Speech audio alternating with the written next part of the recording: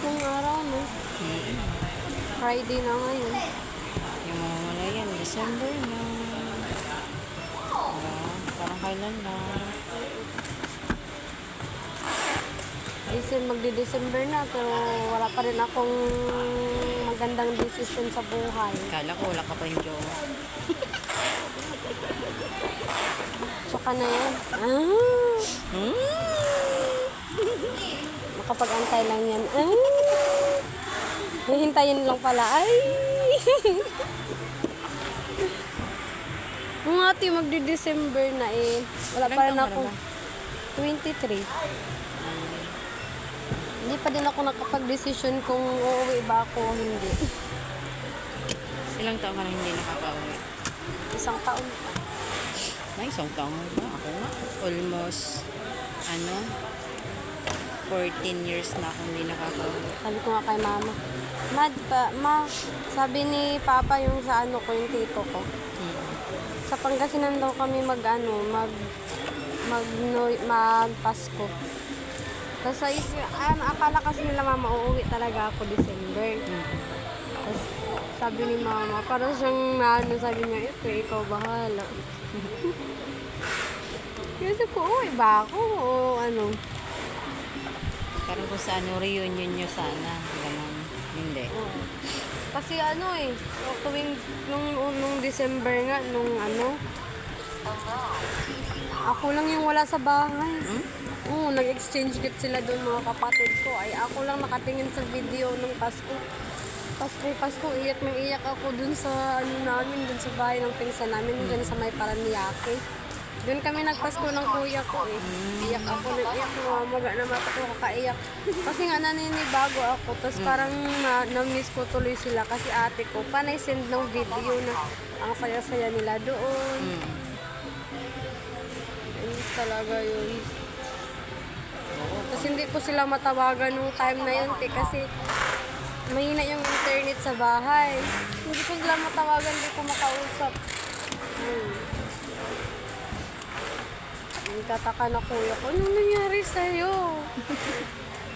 Wala kasi, nag-send ng mga videos. Ang saya, kita mo talaga yung saya sa mukha nila mama. Nagtataka. Yung pa lang nila ng sa gift ng ate ko.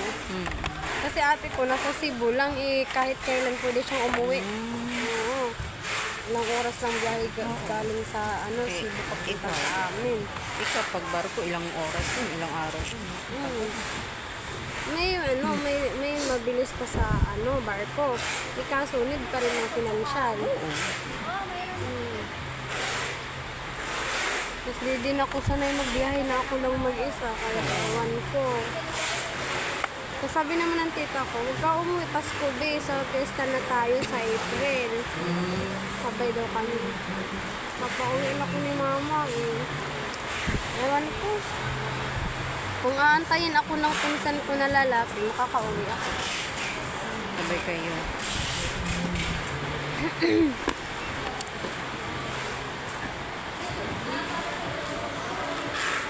Nang umuwi. Pero pag nasa probinsya ka rin, gusto mo, nandito maghahanap ka na naman ng, pag sanay ka na sa trabaho. Talaga trabaho mo. Parang hindi ka sanay na isang araw kung nakahiga lang. Kung nandito ka naman, gusto mo kung dala niya. Dala niya yun. Kasi di naman wala din yun. Hindi, sabi ko, yung flyer na doon sa kaya nakinis. Sabi sa'yo na lang. Oo na. Namanan niya sa akin. Ano ko sa may kagat ko dito ha.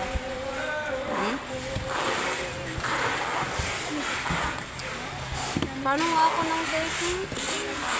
Ilalim?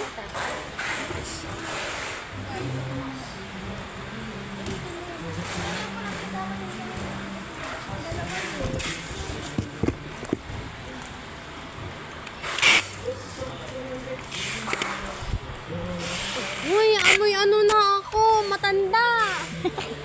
Grabe ka naman kung makamatanda. Amoy 60 years old. Uy, ganda Ate Rhea. Uy, grabe ko, hindi ko sinabi si Ate Rhea yun. Sa kanya to. Buti na lang yan, hindi ko hinahanap-hanap sa pabango. Pinamalas natin eh. Uy, maganda. Alam mo, maganda tulog ko pag may ganyan ako. Pag nag-ano ako ng ganyan tuwing gabi. Yung isa, yung akin, yung kulay violet na pag ano talaga. Ay, tawan-tawa ako pa ako pag gabi kasi video call kami. Maya-maya, nag-spray siya. Sabi ko, ano yung in-spray mo? Sabi niya, Lana daw. Lana. May ano ngayon. Yun daw yung ano na yung parang banyo sa kanya. Ginawa niya yung efficacy. Tapos maya-maya, kumuha na naman siya yung kulay violet na ano, parang Vicks. Tapos ang mabango. Tinahid niya sa ano, dito niya. Sabi ko, ano ba yan? Ibang skincare yung mga gamit mo. Parang matanda na. Hindi, kasi pagpata kasi ng 40, yan na yung, ano ba, yung parang nakakaramdam ka na ng sakit ng tuhod. Hindi, yung 42, ano pa lang yun eh. Isang year lang yung agbat namin. Ay, ganun? Oo. Ako nga, pagpata ko Ang ng, babata pa kasi namin, kuya ko mag-26 ata siya. Mag-27, mga ganun. Tapos, sunod niya yung ate ko, mga 24, ate ko. Tapos ako, yung ang bata pa namin, antay na lang kami sino unang mag-aasawa sa amin. oo, bakit di mo na ba, ano? Ha? Kala ko, ididikit mo lang. Tapos panganay namin, lalaki, ay, kailan pa kayo mag-aasawa? Sabi namin, kailan ka pa mag-aasawa? Yung large. Yung taga-liga. Ilang taon na yun? 1999 yung ano niya. Ah, kasi edad siya ng ano, ng kapatid kong babae. Ilang taon na ba yun Ano ngayon? yun, nasa 30 plus na yun, pag ganun. Hindi 20 pa. Ha? 1999. Parang 20... Ay, oo, kasi dinig ko 1990. 1999. Bingi. Tapos parang masabi mo wala pa talagang balak mag-asawa kasi wala pang ano. 1990 na yun pala. Dinig ko 1990. Hindi mo rin masabing may jowa na kasi wala namang ano, piniflex.